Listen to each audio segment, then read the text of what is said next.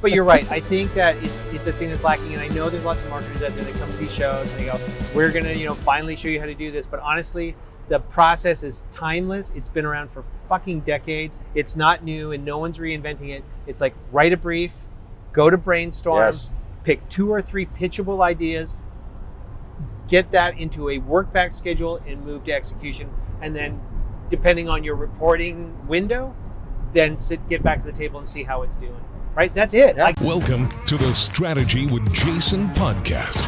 Tune in for everything you need to know to stay in the know regarding the automotive industry. Here's your host, Jason Harris. Hey, what's going on, Podcast Nation? It is Jason Harris here. Thank you for joining me another episode of Strategy with Jason. I am riding the Las Vegas Strip with the one, the only, the oh so famous, Mr. Brent Weiss himself. Brent, what's up, man? Nice to see you. Thanks for having me on. I don't know about the famous part, but infamous? Maybe that's a little bit Is better. Is it the better word to use? Yeah, it's a friggin' gorgeous day today. It is. But I was just in the Mirage in the keynote, and I can't get over how packed it is in there right now. It is wall to wall people in that keynote hall. Like there's standing room only in the back. Like I'm kind of stoked. Like I got in yesterday and just you bump into your friends, and it's one thing about these things. It's like it's a little bit of like a you get to hang out with people you like and you chop stuff up with. But yeah, there's a really nice energy going on right now this morning and even yesterday afternoon with people rolling in for the show. So it was great to see a bunch of people and some really cool topics this year. They're talking a lot. You know what it felt like? I hate to say this, but I'm gonna say it. It didn't seem like there was as much fluff. Do you get that feeling? Like I was kind of reading through all of it. Yeah. I'm seeing what each session's about and stuff like that. Yeah. I'm like, there's less fluff than it seems like previous years. If you dig into the schedule that Alyssa and Christine from the show built, they've done a really good job. Really, the only fluff in there is probably Dana and I tomorrow at 2:00. That's going to be a fluff shit show. But other than that, fluff shit show. Yeah, it's really good. And even some of there were some things like Alyssa and I years ago wrote just something together. Alyssa from the show and I just hang out, and we became good friends from just doing the show, helping them out, speaking at it. So Alyssa and I just got together. We knock around ideas every once in a while. So I'm helping her do something on the main stage today called DVX, where we're getting like naked pitches from the dealers. It's not about who gives the best pitch or who's got the best product. It's just give us that elevator pitch you give to someone in an airport lounge or sitting on a plane when you're coming to something like this. All right. And what we're trying to do is we're trying to evoke more conversations on the expo floor between dealers and the vendors, and giving them sort of this safe space to see a snapshot of more exhibitors that we pulled them by lottery, and we put them in a running order, and we're just giving everyone an hour. That's cool. An hour, a minute. We're giving everyone an hour. I was in an hour. Holy cow! No. We're giving them a minute, and then we'll do a little bit of Q&A. So it's during like one of the big coffee breaks before final keynote today. So I'm looking forward to that. But back to your point, sort of go along. You're right. And the one thing too that I see is a lot more tactical stuff. A lot of tactical stuff, and there's a real deep dive on a lot of like used car strategies, pre-owned strategies, because knowing and working with people like I got to really get to know like Tom Gregg and Mark Curcio from the Vehicle Acquisition Network that have been doing that sort of used car, looking at private vehicle acquisition, for as long as they have it. And then seeing all the other players in the space really elevate their games as well. And they've got an independent dealer like Troy Spring and Tracy Myers. Troy's great. Tracy's awesome. Tracy's doing a big double session. I think that he was supposed to do in Tampa. He does a great job also creating a brand. Tracy, my gosh, Tracy, he is who he is, and there's just nothing else that's ever going to change, right? So so to that end, I think that because the show got smart based on everyone seems to be focused on pre-owned inventory right now. While again, not to belabor the point, but while the inventory thing's sorting itself out, that's become like fish where the fish are, right? That's 100%. Where everyone's. What do you think some of the more tactical things you hope dealers are going to take away from this event? I honestly would like to see them start to, and I always harp on this, and I know different people are trying to bring out different sessions and different content around it, but it's something that I was talking about a while ago, and it comes from my agency days of just, I want dealers in terms of being tactical. Yep. I want to see dealers do more formal briefing of vendors instead of the vendors like coming in. It's one of those things. A dealer will come to you and say, Yes. "Hey, Jason, we need to talk because I know you're working on this. I know you're working with this company. Who do we talk to? Because there's some things we think we need." Yeah. However, what I would like to see from more dealers is to come to the table with a formal 1 or 2 page brief of what they're looking for, what their needs are, like all of the best No, stuff, I think that's really smart. all of right? the best stuff that goes into a brief of who's the persona. It's like going to the grocery store without a list. Yeah, I do that a lot, by the way. and so and I buy a shit a lot I don't need. and the sales teams from the vendors with their cold call, and it's stuff they have to do just like the stuff dealers have to do. But there's a lot of times that I think would serve a dealer or a dealer group better is to really learn how to write or have someone be your brief writer. And again, because if you deliver that to the vendor, I say to the vendors, be cognizant with them in what you can and can't do, and the brief will define that. Yes. Because if you're a transparent vendor and someone hands you a brief, Jason, and you're like, you know what? Nothing that I'm working on or with right now addresses what you're looking for and you need in your brief. However, I'm going to walk you into an introduction with someone I know that can do this for you, because long term that's going to benefit you as well. 100%. Let's deep dive a little farther into the brief, because we're both from the agency world, so we completely understand what that is. Yeah. But there may be a fair amount of people out there that go, are they talking about a briefcase? Yeah. Do they just show up with like a case and say this is so what I need? a brief is a document that's usually written. Usually what happens is, agency and client gets together, and the agency sort of just verbally maps out what they're looking for and what they're trying to do. Strategists from the agency then take that information, that interview, that verbal, and go, we're going to write this out for you. Mm-hmm. They go back to the client with it and go, is this defined what you were looking for? Because what the brief will talk about is it will in plain, simple English define the ask.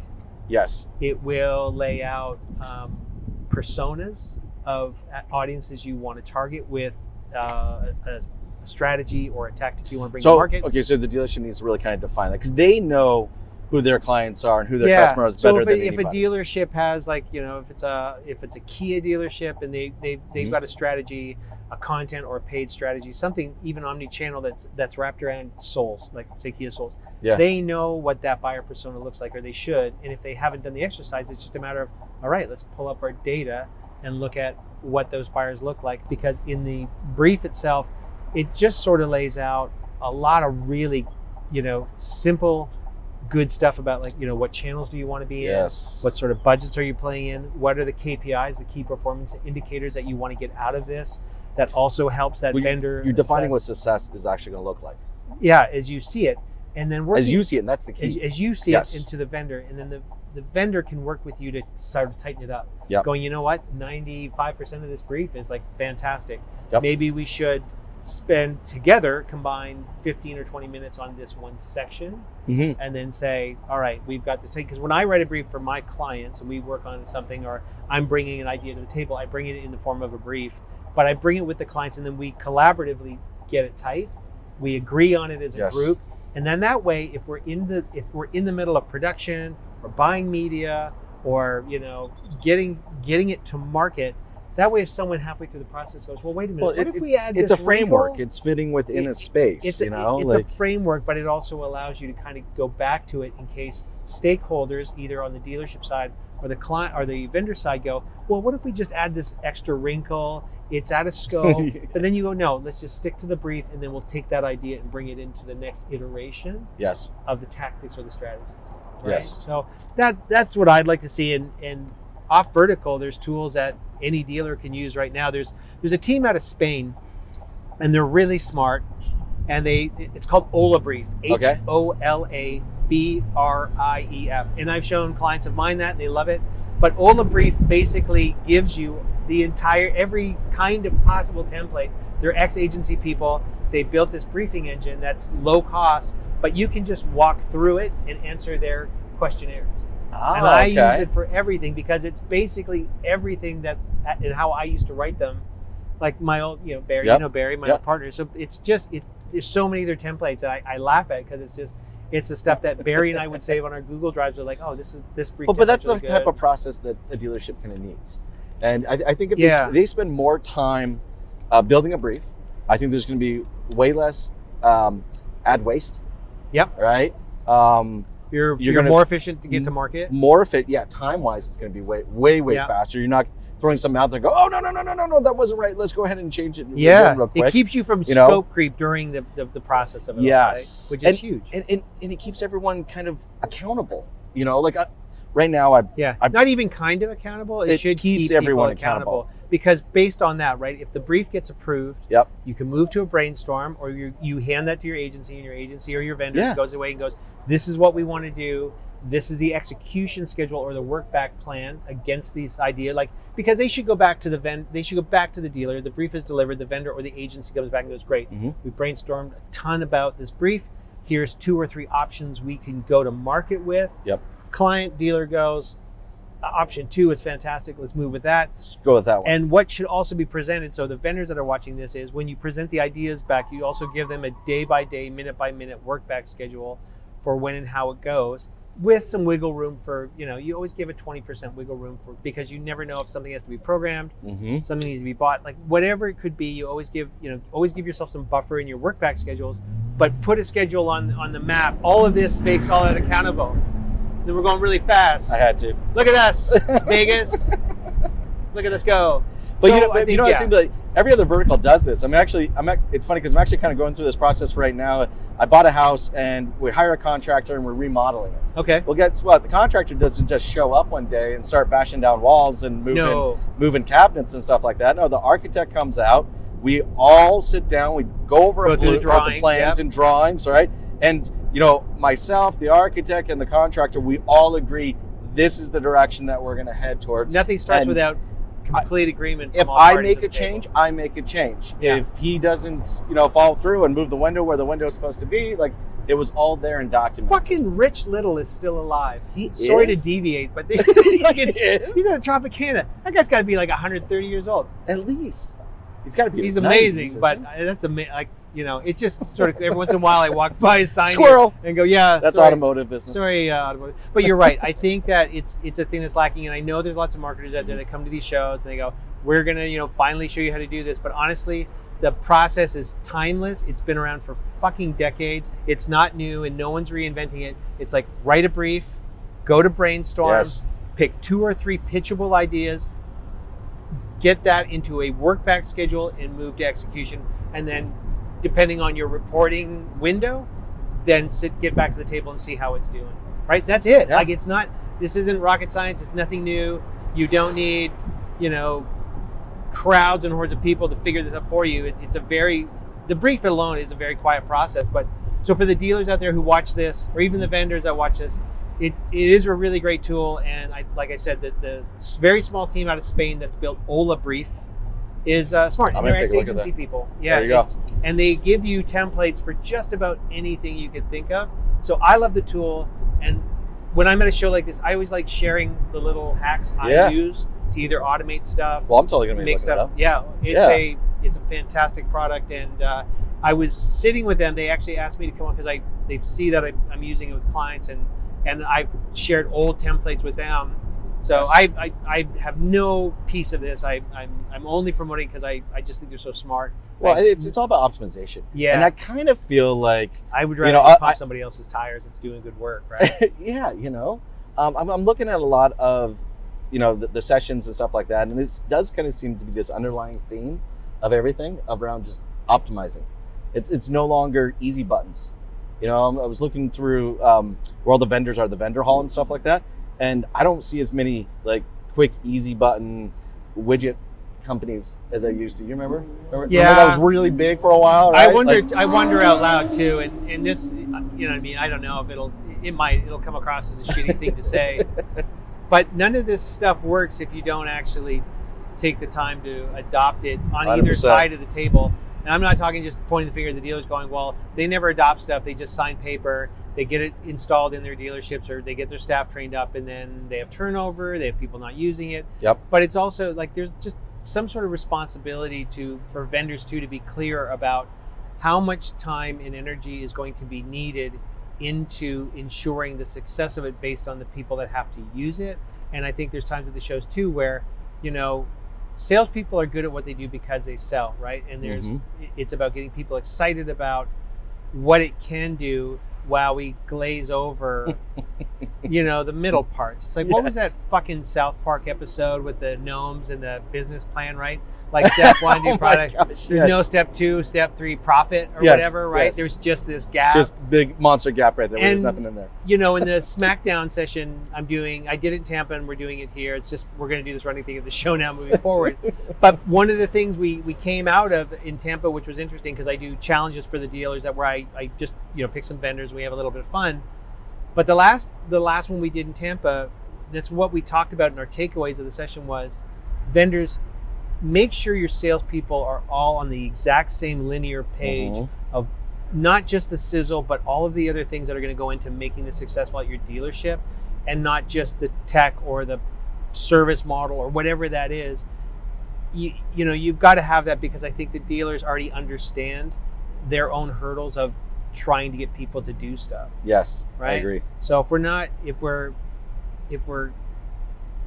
in trying to find those products too that allows execution is the hardest part, right? Yeah, execution is the hardest part. And if we can find that, if there's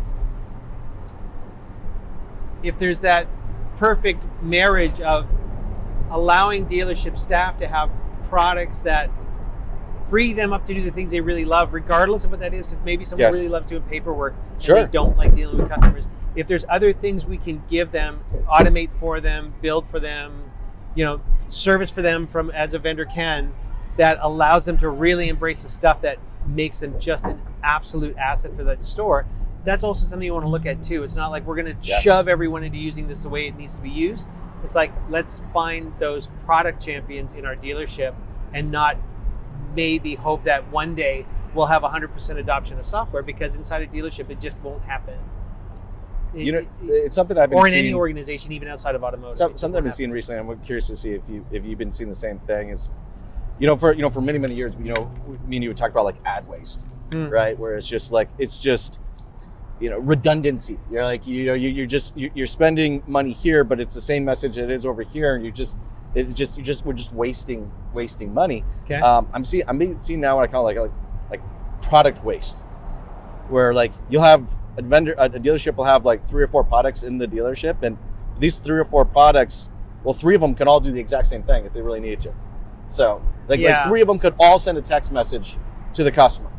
Yeah, and 2 of them can all do this or that, and sometimes it's nobody's fault. It's just out of sight, out of mind, right? Because if with everything that's gone on and with the different structure, and this is an industry that's still plagued by turnover. Yeah. So if you are a dealership where you're just trying to do the right thing by your people and getting products in, because maybe, like to your point, maybe a text product, there's 3 versions of different products in the dealership now, because maybe 2 of them just like the adoption was so low, they just maybe get forgotten about. And the only people that bring that back up to the surface are sometimes the controller going through the software licenses going, well, wait a minute, which and it's which one of these are we actually using? You get that call as a vendor, like from the what's our contract terms?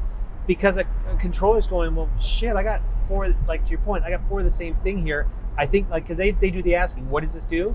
Okay, well, I've got 4 or 3 things that are doing the same, but some of these haven't been used in 3 or 4 years.